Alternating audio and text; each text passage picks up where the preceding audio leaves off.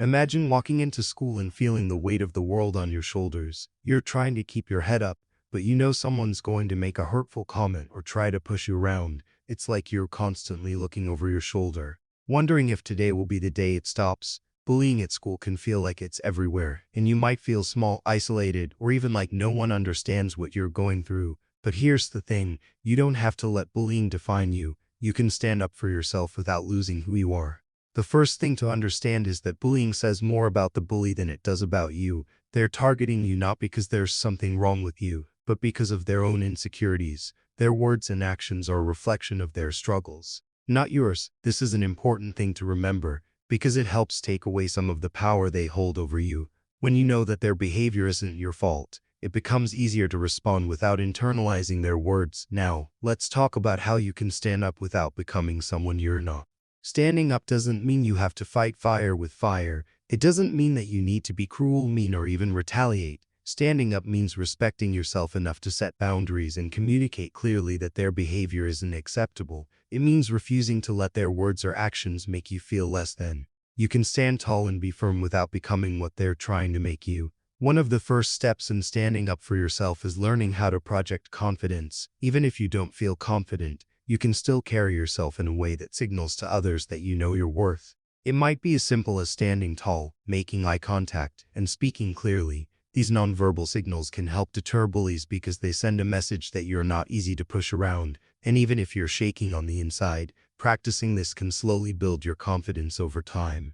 When bullies try to get a reaction from you, it's important not to give them that satisfaction. Imagine that someone says something rude or hurtful. What's your first instinct? To get angry, to cry, or to defend yourself? It's totally normal to feel all those things. But what if instead of reacting in the way they expect, you stay calm? You might say something like, "That's not true," or "I don't appreciate that," and then walk away. By staying calm, you take away their power to control your emotions. Another way to protect yourself is by setting clear boundaries. It's okay to tell someone, "I don't like that," or "Please don't talk to me like that." You don't have to be aggressive, but you do need to be firm. And if they push back or keep being rude, don't be afraid to walk away from the situation. Boundaries are important because they show others how to treat you. And when you set them, you are telling them you won't tolerate being treated poorly. It's also crucial to remember that you don't have to handle this alone. If you're being bullied, talking to someone you trust can make a huge difference. Maybe it's a teacher, a school counselor, or a family member. Let them know what's going on so they can support you. It might feel intimidating or like you're bothering them, but the truth is, they want to help.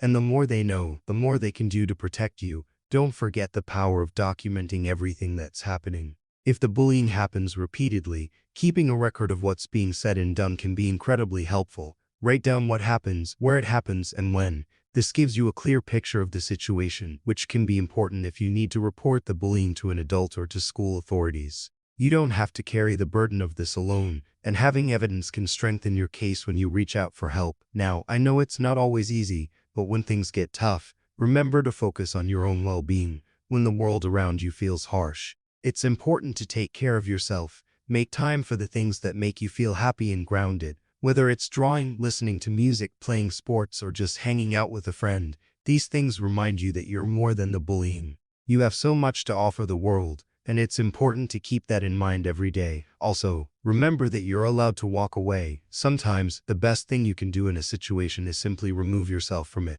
Bullies want to get a reaction from you, and by walking away, you take that power away. It might not be easy, but it can be one of the most effective ways to protect yourself and your peace. And speaking of peace, let's talk about self-care. When you're dealing with bullying, it's easy to forget to take care of yourself. But self-care is essential. Whether it's practicing mindfulness, spending time with loved ones, or just taking a break when you need it, doing things that make you feel calm and happy will help you build emotional strength and remind you that you have control over your own well-being.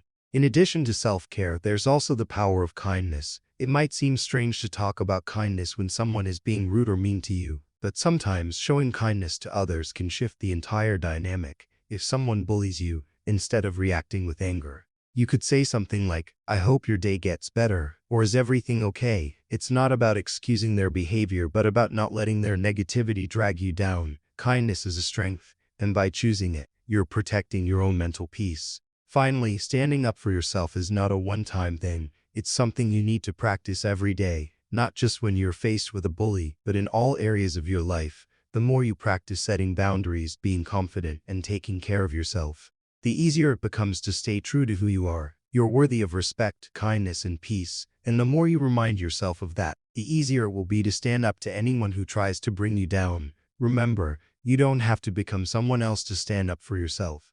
You can be kind, confident, and strong without changing who you are. Keep walking with your head high, focus on your well-being, and know that you are never alone. You've got this. Don't forget to subscribe, like, share, because you will learn tons of information in the next video.